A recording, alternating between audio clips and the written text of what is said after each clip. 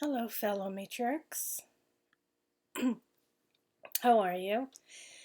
It's been a while since I've done a video. I felt called to do one today. It's about politics, so if you don't want to listen, you might want to just scroll on by this video and check out another one on my Patreon page or YouTube or TikTok or wherever. And the reason why I want to talk about politics is because well, two reasons. One, patriarchy is politics. That is how it is allowed to get away with tyranny. It makes it legal. And they use the law to mandate and regulate and narrate everything that they do as moral because it is the law, but they make the laws. So there isn't really moral when the people who are speaking it are the same ones that are making it. And I bring this up because in my country today, it is Canada Day, July 1st. And today, Canadians are celebrating the independence from the crown in England and the creation of Canada when we became a country after we colonized North America, not including the USA, so north of the States. And yet, here we are, many years later, and of course, as patriarchy does, history is repeating itself. So while the patriarchy, the Canadian government is still not giving reparations and proper rights and treatments to the Indigenous people that they enslaved and killed for many years, Indigenous women are still going missing like crazy, being trafficked, and the little girls being used in sex rings and pedophilia. There are still tribes, clans, reservations without clean drinking water. The chiefs are just as corrupt as the federal politicians, as money exchanges pockets and the chiefs get paid, but the people under them don't. And with that, we are seeing again the second wave of colonization 2.0 because we have yet to fix the mistakes of the past. We are now seeing it again with the Muslims now immigrating into our country by the bucket load, just like the Christians did way back when. So, even though they say separation of church and state, although in Canada it isn't quite that cut and dry, it really isn't, because what the Christians did way back then is what the Muslims are doing now. And you're seeing them take over the streets with prayers, and you're seeing them getting government handouts for housing while the veterans of Canada and the locals of Canada are living on the streets in tent cities, and taxation is increasing on the Canadians to pay for these Muslim immigrants who are being housed and being paid, thousands of dollars a month. And the reason why they are being brought in is because they are the new voting base for the Liberal Party, which isn't really the Liberal Party. They are working for the World Economic Forum. Prime Minister Trudeau and now his the next Prime Minister Mark Carney, they are both members of the World Economic Forum, and they have both been caught videoed saying that their connection, that their priority is to the forum and not to Canadians. And so we're slowly losing our rights to a corporate company that is bringing everything under the sun by eliminating women's rights and language for trans identifying men, to health mandates, to social credit where they want to digitize money and cars, and that way they can shut it off if we don't comply, to oh, freezing bank accounts for healthy protests, to you name it, it is getting really, really bad here. And the Canadians, both the Indigenous and the Canadians of all races, sex, age, religions, the ones that have lived here and built a life here, we're all really angry, liberals and conservatives alike. But we don't have enough power if they keep bringing in a voting base. And so today, the country celebrates, but really it's history repeating itself, and we are not really Canada anymore. And what does this have to do with patriarchy? Well, this is all men's design. It has been their design since feudalism and the rules of kings and the monarchies, and when imperialism and colonization and slavery happened thousands of years ago, to the beginning of Abrahamic religions thousands of years ago, and to the Rockefeller education over 100 years ago, which decided what they were going to teach in schools and in hospitals, and what they were going to feed the people and show the people, and what the history they wanted to be, and what they considered intelligent, what did they consider intelligence is, according to them. And it's also that these men at the top can make a whole bunch of money and control, because that's what abusive people need to do. They need to control because there's nothing within. It's a complete void. So this is basically patriarchy in a nutshell. I mean, patriarchy was built on narcissism.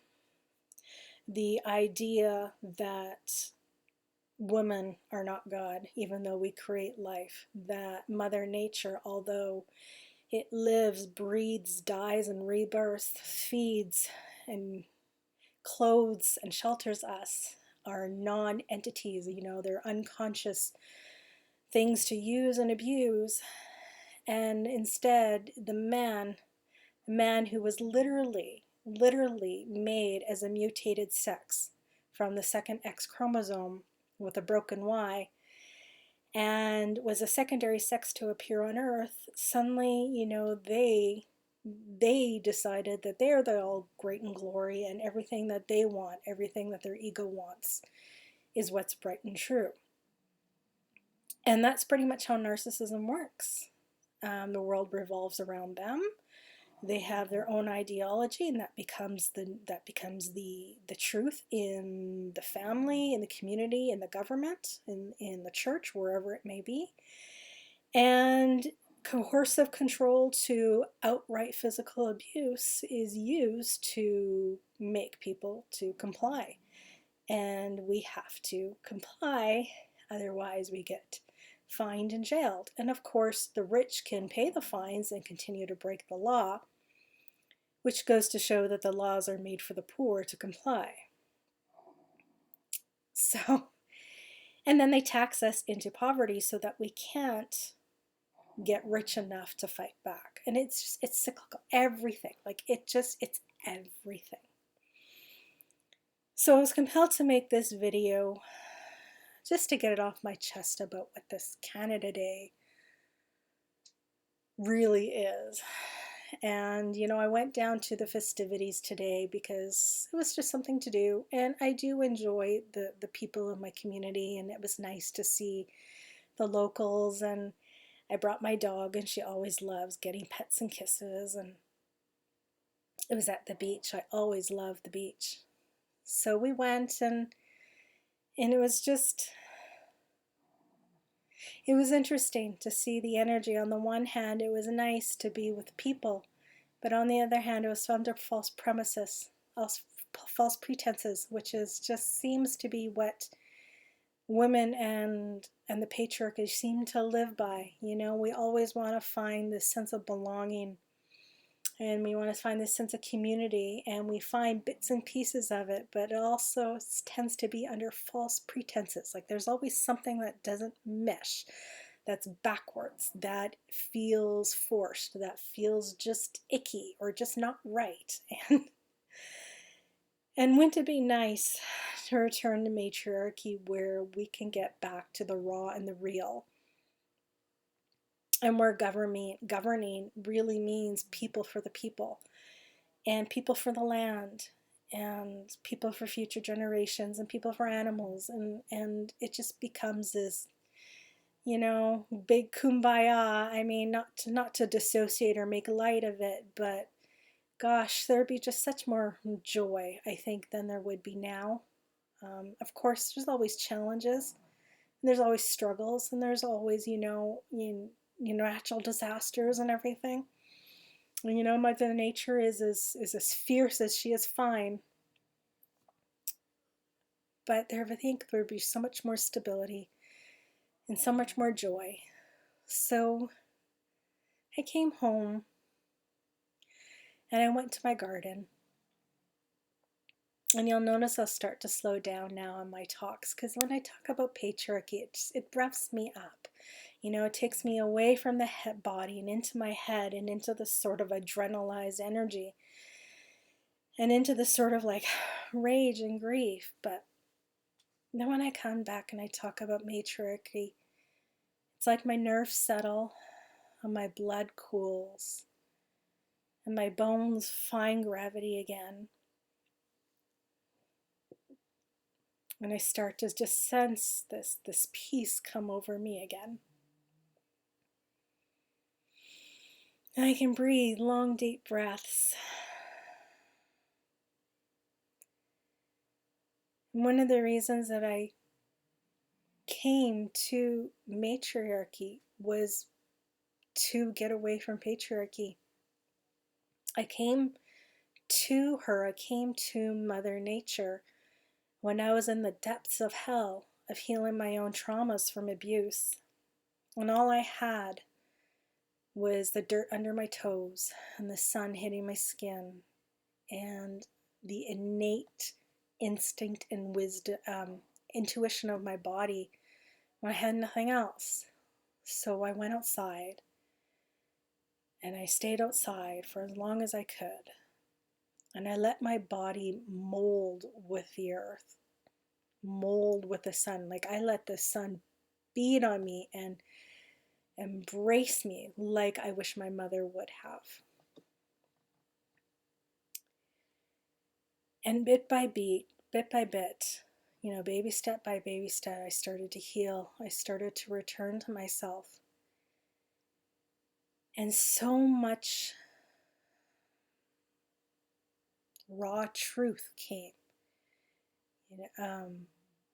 How we were supposed to live with Mother Nature and according to her laws, and all the ways the patriarchy twisted us inside out 180 degrees backwards from the way we're supposed to be.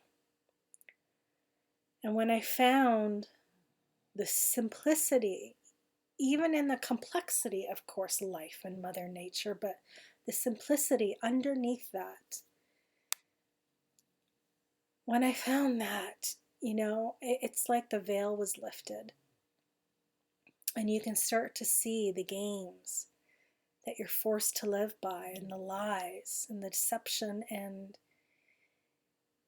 a patriarchy and abuse are one and the same. One and the same. It's the same playbook. From whether it is a husband, abusing his wife, to a father abusing a child, even a mother abusing the child, to the priest, to the teacher, to the doctor, to the police, to the governments, to the corporations, to the economy. It's the same playbook. It's the same patriarchal playbook. And once you see the patterns, you can't unsee it.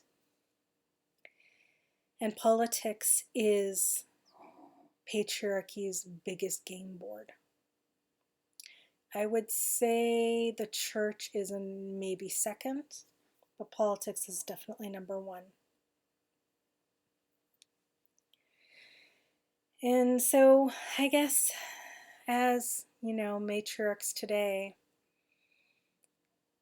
the tide is turning, the movement is growing. We are righting the wrongs in a very, very slow, groundbreaking way.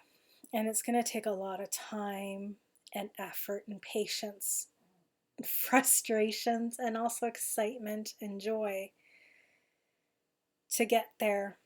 And we are the foremothers of the return to matriarchy. And so, as Independence Day rolls around, coming soon for the US, and if your countries around the world, whatever it is, whatever your patriotic day is, do you see the same sort of similarities between celebrating the government's tyranny, and yet sometimes the activities are fun, and it's nice to connect, but the false pretenses of it all. And so how can we take this craving, this desire to belong and to connect and communicate and build, and take it from the patriarchy's energy and put it towards the matriarchy's energy? And maybe 100 years from now, 200 years from now, we'll each have another kind of government, another kind of celebration, and, another kind of Canada Day where, we live under integrity instead of legality. We live under wholesomeness instead of division.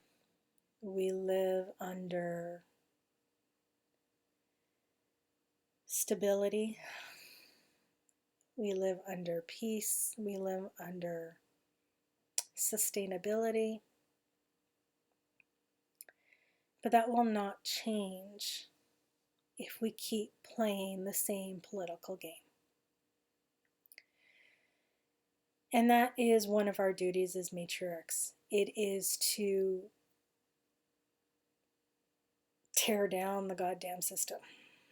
Not to build within it, not to fight against it, not to find, we do what we have to do to survive and feel authentic and live with integrity as much as we can in the system that pretty much poisons us from head to toe.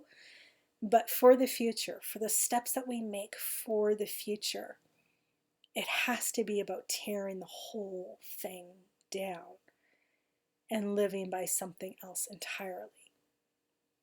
And that means living with integrity and love, not fear of what's illegal or what's patriotic or what's been told through us, through the narrative. And going back to Mother Nature, going back to our garden, getting our hands dirty, getting the dirt like underneath your nails. Like I've got dirt under my fingernails. And feeling how the dirt feeds your skin. Like it actually comes with probiotics. Did you know that? And natural antidepressants. And lots of minerals and just lots of good medicine for your body. And when we start feeding ourselves with that, we reach this core of us, this innate power, this innate grounding that just can't be moved. And we become this new, unstoppable force. And I think women around the world are slowly getting there. We are. I think right now we're still at the sort of ranting stage, which is important. We need to be aware. We need to be able to express. We need to be able to tell our stories and join and connect with others that are doing the same. But we also need to do other things. Like we need to make sure we put women first. That means not your husbands, not your sons, not your bosses, not your doctors. Women, like women first, and land first. Coming real back to the basics, and daughters first.